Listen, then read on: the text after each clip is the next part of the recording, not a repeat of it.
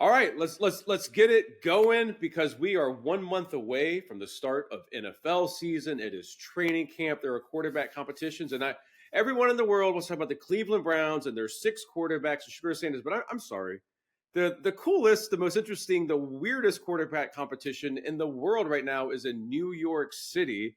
We're speaking with Brandon London, who does it all for the New York Post. Brandon, how's it going, man? It's great, man. It's funny. I just got off the phone with the Browns and I turned them down to be the seventh quarterback to show up to their training camp. But I figure I'll focus, mainly on the quarterback thing that we got going on here in New York. Brian, thanks for having me on. It's no battle. There's no competition. No Russell battle. Wilson has been named QB1. I think they did a great job of kind of announcing that before training camp got started because you know how the New York media is. They would be asking question after question after a Russell Wilson interception or a Jaxson Dart touchdown. So first and foremost, great job by Joe Schoen and Brian Dable kind of putting that fire out. Let's talk and start with Russell Wilson. He is the leader. He's going to be a captain of this team, and he is going to be a huge reason, part or component on if this team has success. I say if, because every time you get all types of hyped and worked up about New York Giants football going into a season, it happens. The results is completely different than what we think about. But now, they sound like a little like the Cleveland Browns, Brandon. And I'm this like no, let's just Brandon, you're being really that drastic. You're being really positive about the New York Giants quarterback situation, and I have to ask you this before we get into it more. Russell Wilson appeared at whatever. I heard this from Will Gavin, so I don't know if this is accurate. Appeared at like WWE SummerSlam at MetLife Stadium or something like that, and sources say he was booed. So you're being optimistic, but Russell Wilson can't even go to a wrestling event, a fake sports event, and not get booed. Is he going to be accepted by Giants fans? It's wrestling. You know that fan base. Who cares who they boo? But Russell Wilson doesn't cater to a WWE audience or fan base. He's too clean cut. He's too polished. So he's absolutely somebody that they boo because even though he got the good guy image, he would still be a villain when it comes to wrestling. Because he's not authentic. He doesn't talk trash. Wait. What if they're just smart football fans and they know that it's not going to work as the Giants #1 and they want to see Jaxson Dart? Could that not be the answer? You show me a smart wrestling fan, and I'll tell you I got a bridge in Brooklyn that I can sell you. But yeah, I mean, let's go into it. Let's go into it. A lot of people are excited about this Jaxson Dart kid. I am. Heck, I'm at these practices. I'm seeing this guy. This guy's fearless. He's got cojones. He's going to try and make every throw. He's going to try and fit every football into that small window. What he's learning is that, yes, you could do that in the SEC, but this here is professional football, and these guys are jumping these passes. They're picking him off, and I'm not saying he's doing a bad job by no means. Jaxson Dart is progressing, and I believe that he is exactly where the Giants, Brian Dable, and this regime wants him to be. But at the end of the day, when you talk to the Wan'Dale Robinsons, the Malik Neighbors, the Theo Johnsons, the Daniel Bellingers, guys who have been here, Jackson's a new kid here, guys that have been here said Russell brings a different energy. Russell brings a different type of leadership that they've never seen before. And we're saying, remember, Joe Schoen has said this team, this roster was a quarterback away. Is he a Super Bowl winning quarterback? We will see. He has before, but with the Giants, can he do it? But as of right now, he gives the best opportunity for the Giants to go into Washington and beat the Commanders game 1. So convince me, because I am a little skeptical. You're a wrestling fan. You're basically what you're saying. Wrestling sucks, Brandon. Wrestling's not a real sport. So no. I'm a little skeptical though, because I love Russell Wilson with the Seahawks, and that time has passed. But Russell Wilson with the Broncos, and there were a lot of reasons, but Russell Wilson with the Denver Broncos did not work out. Russell Wilson with the Pittsburgh Steelers ultimately lost his job, and by the end, it seemed like the Steelers fans and even Mike Tomlin were just a little done with that. He goes to the Giants. The Giants have to have some type of answer. Brian Dable's job is on the line. You draft Jaxson Dart, but you've also got Jameis Winston. You got Tommy DeVito. Tommy DeVito's on the New York Giants, Brandon. How long is Russell Wilson going to be the starter? And if he's playing okay, Do they run with him all year? Because if I look at this, I'm looking at Brian Dable and Joe Schoen. They could have gotten fired last offseason, and a lot of people would have fired them. Now they're going to bet on Russell Wilson. How does that work, man? I say 4 to 6 games, and I give them 4 to 6 games because if it's, let's say they start 2-2 and they're winning despite Russell Wilson, let's say that defense is what we expect it to be, and Jaxson Dart is up to speed. Remember, remember, this is real football here. I understand we live in this fantasy football lineup where everyone thinks you could just plug and play and put a quarterback in and go to someone right away. If you ain't ready as a quarterback in the NFL, your head's getting taken off. Your confidence is going down. So you kind of have to protect Jaxson Dart. You can't just throw him in there if Russell Wilson has a 2-interception game. I totally agree with you. Or if they're 3-3. So I think that leash is between 4 to 6 games. Obviously, the fan base wants him to have a Sam Darnold type year in terms of, hey, he's just lights out, plays well. Please don't fall apart at the end. But right now, we're just worried about a fast start. Get this team off to a fast start. See if you can sneak a win out in Dallas. See if you can beat the Chiefs at home when your home opener. See if you can follow up and beat the Chargers the very next game after. Are they making the Super? If they win all those games, they're making the Super Bowl, Brandon. Everybody is 0-0 right now. The Cowboys could be without Michael Parsons. The Commanders could be without Terry McLaurin. The Chiefs could be without Rashee Rice because of suspension. Who knows what's going to happen? And then every team is going to get hit with some sort of significant injury in training camp. So you got Russell Wilson, you got Malik Neighbors, Darius Slayton has been having himself a great camp. Wan'Dale Robinson, because of Russell Wilson, looks like he's going to average more than 9.7 yards per catch. He's getting Theo Johnson involved in the offense. We got Scatterboo here as RB2. You got Tyrone Tracy coming off of a phenomenal rookie year. The pieces are there on offense. If you can protect Russ and Russ can cook, then I would say that first 6 games is where we would be able to evaluate this offense, this team, this passing game. But if he's throwing interceptions, offense isn't putting up that many points, but the defense is still getting it done on the other end, then I would say that game, that leash goes to about 4 games then. And depending on where Jaxson Dart is and how he looked in the preseason, then you make the switch. Because there's one thing you can't drown out in MetLife Stadium, as Russ saw at SummerSlam, is those boo birds. So it's one thing if WWE fans are booing you, but I've seen Giants fans boo some quarterbacks, and it made me not want to play football anymore. So, but hey, everyone's all in on Russ. He's done all the right things. I wish him the best of luck because the Giants offense needs stability at the quarterback position. Let's get one more in real quick about the offense. Walk me through how it potentially works with the depth chart, because the Cleveland Browns have 6 and you're not keeping 6, and Deshaun Watson isn't getting on the field right now and he might not play for the Browns again. The Giants, though, no one's talking about it. They have 4. And Tommy DeVito has done some good things. He's got the local connection. Jameis Winston is right there. I mean, so, that'll be interesting, right? Like, let's say theoretically, God forbid, that Russell Wilson struggles, or they just want to make a change. They want a spark, which you often hear from NFL coaches in week 4 or 5 or 6. Do they go to Jameis Winston? Do they go to Jaxson Dart theoretically? And where does Tommy DeVito factor into any of this if he does it all?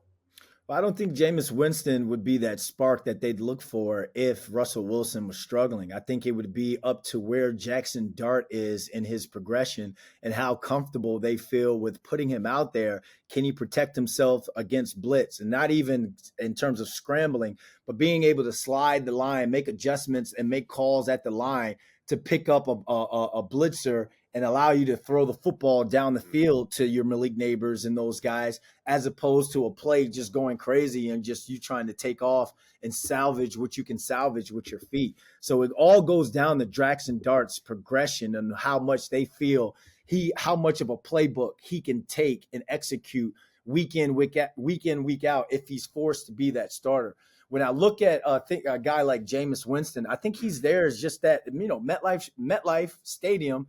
MetLife is an insurance company. I think he's there as that insurance quarterback at the beginning of the year. To eat wins, right? To eat wins. Yeah, to eat wins, or at least keep them competitive until Russ came back or Jaxson Dart was ready to take over. So after years, and this goes before Joe Schoen, there's just been years of some really, I can't curse here, some bleepy, dodgy, not so cheeky quarterback play here in New York. So I think Joe Shane was just kind of covering his butt a little bit when it came to, all right, if something happened to Russ in camp, which it happened to him in Pittsburgh last year with the calf injury, which is why Justin Fields started the season, then Jameis is there. We're not forced to throw a rookie quarterback in there on day one. When it comes to Tommy DeVito, I think his path into making this team, making this roster as that third quarterback is if Russ is cooking, Jaxson looks like he can take over as the number 2 quarterback during week 1, and then you keep a Tommy DeVito and you use Jameis Winston as trade bait because you got teams like the Saints, the Colts. There are teams out there that could use a Jameis Winston, and he can pick up the NFL playbook just like that. So I think right now they're in a really good situation with their quarterback room. Do they have the quarterback of the future? To be determined. But in terms of the quarterback for the right now, they feel as though they've got Russell Wilson, and if something were to happen to him early, then they got Jameis that can come in. And then Jaxson Dart, again, it's up to his progression.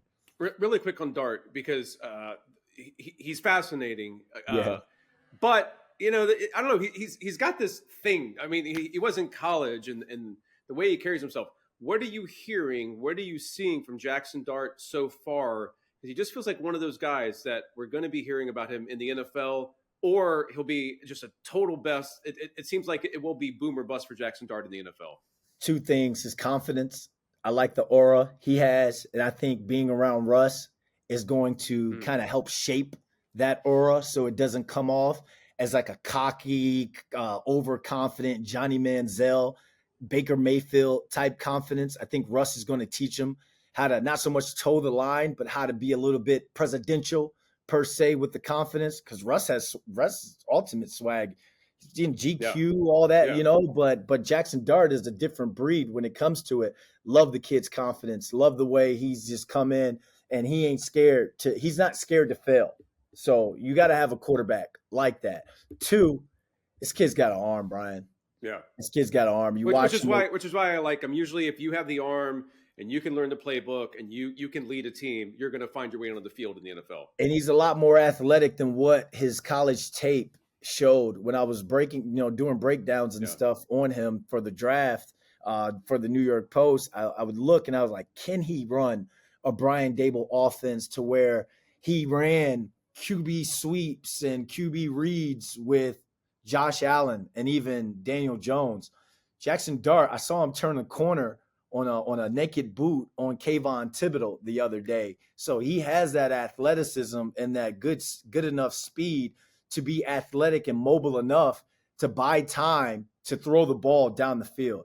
Another thing, when I'm talking about his big arm, you watch him in practice and you see times where when he's pushing the football down the field, he's a receiver's dream because we don't have to stop and come back to the football to make a play or make some phenomenal catch for 40 yards. The way he throws it, throws us open to where we can continue to run under the football, catch it in stride, and now you take a 30-yard gain and turn it into a 60-yard touchdown, depending on who he's throwing to. Watch him in preseason games. He's throwing to a kid named Montrell Washington, number 80.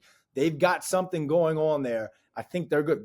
That little duo is going to run the preseason if he has time to throw the football, behind the number 2 offensive line. You never know how that goes sometimes. Yeah. But one thing about Jaxson Dart, to where when I looked at him, because I wasn't bullish on him at first.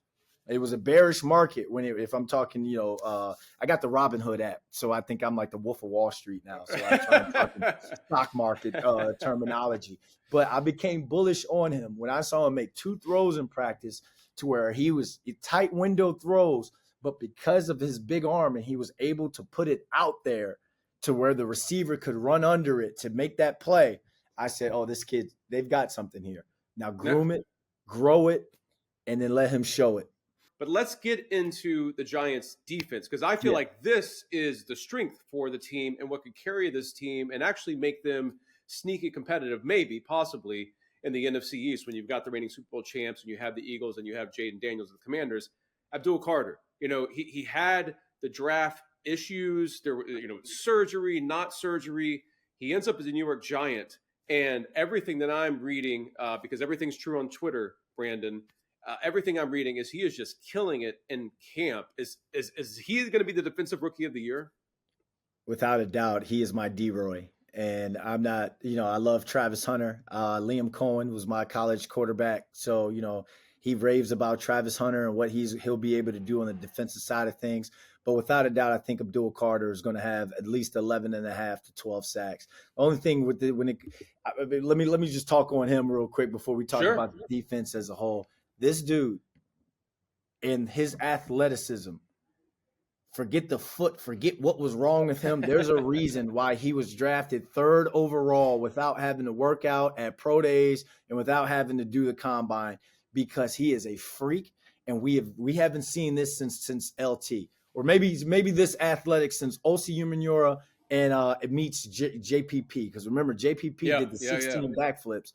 But the way this kid has been worked, that spin move is going to be deadly. And he also has the strength. You've seen the videos of him taking a center and throwing him out of the club, as the kids call it. Everything you hear about Abdul Carter is there. And the thing I love most is how humble this kid is. I love the flashiness. I love how he's got this utmost of confidence. But there's this viral picture of him holding all the helmets, rookie duties, having to bring in all the helmets of the D-line. A lot of first-round picks, 3rd overall picks, who they're drafting you to take someone's job, So him to show that humbleness goes to show that he's bought in already and he understands he's the future here. Back to this defense. The only way this Giants defense is going to be a top 5 to top 10 defense is if they can stop the run. They couldn't stop anybody's run defense last year, and they were getting themselves into 3rd and 3s, 3rd and shorts, to where, if you play a Philly, anything 4th and 1, 3rd and 1, they're going tush push, and they've got a high success rate when it comes to it. Last year, Brian Burns talked about earning the right to rush, and that means being able to stop the run on 1st down, 2nd down, putting a defense in a position to where it's 3rd to 6 plus, and they're going to have to throw that football. On top of it, the offense is going to have to put up points this year, because if you don't have the opposing offense in a position to where they're down 1 to 2 possessions and now they have to throw the football instead of running the football to conserve a lead, then you've got these 3 pass rushers who are doing nothing but trying to run fit. It's on the defense.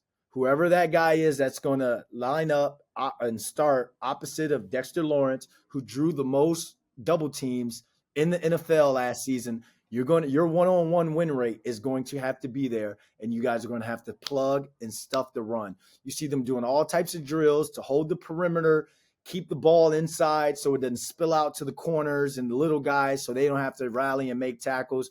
You see them doing drills to free up Micah McFadden, Bobby Okereke, so they can run the lane and put their speed and athleticism on tape. The only way the Giants have any success on defense this year, and we get to really see the show, is if they stop the defense. To stop the run. It ain't sexy. It's going to hurt. It's physical football. You got to put your face in it sometimes. But these guys are tired of losing, Brian. We can talk about your quarterback situation and the defense and stopping the run of these things. But the biggest question for me is Brian Daboll and his future, and the GM and his future. How do the players feel about Daboll? He started well. You had Daniel Jones. It was a tough team. I think at one point a few years ago, it felt like, hey, Brian Daboll is going to be one of the next great, coaches in the NFL. And it's sort of all gone crazy since then. And a lot of people were surprised that he came back. He is back. He has Russell Wilson. You have maybe the defensive rookie of the year, but there's no guarantee that he's the Giants coach next year, Brandon. How do the players, how do they feel about him in the locker room? What's the vibe, around the Giants right now that Brian Daboll's back as a head coach? I think all the players are bought in when it comes to Brian Dable. Players love this guy, man. Like, he's a player's coach. You remember, nothing's changed since 2022 his first year when he won Coach of the Year, where he's smoking cigars with guys. He's playing juicy in the locker room. He's rocking his J's. He's got a very extensive Jordan collection, which is very impressive, by the way. But nothing's changed when it came to the guy. I think it's just people get tired of losing. Yeah. You're out there to win. You're putting your body on the line and you want to win. I think it came to a thing where they didn't lose confidence in the coach, the coordinator. I think they lost confidence in the quarterback. And the quarterback is the closest, I guess, leadership position you have to you. You don't just walk up and go and hang out and chat it up with Dabes. I mean, you do, but there's still that line to where that's head coach, I'm the player. Quarterback is the guy that it's like, hey, something's going on. I'm going to go to the quarterback. I'm going to air out my gripes. I'm going to talk. But if your quarterback play isn't well, then how does the quarterback kind of tell you? How does the quarterback kind of be that leader and fix the locker room or be that sheriff in the locker room? So now that you got a guy like, again, Russell Wilson, he's come in. You hear the reports what these players are saying about this quarterback, the respect that's there, the aura. These are just words that you hear day in, day out from the players. It's not even on a Brian Dable thing anymore. I think the players look at it like, all right, you got us that quarterback or a quarterback that we can have confidence in, that we can go line it up, stick our face in the fan for. He has going to have that confidence. If he does have a bad throw, he's going to come back and he's going to still try and push the ball down the field.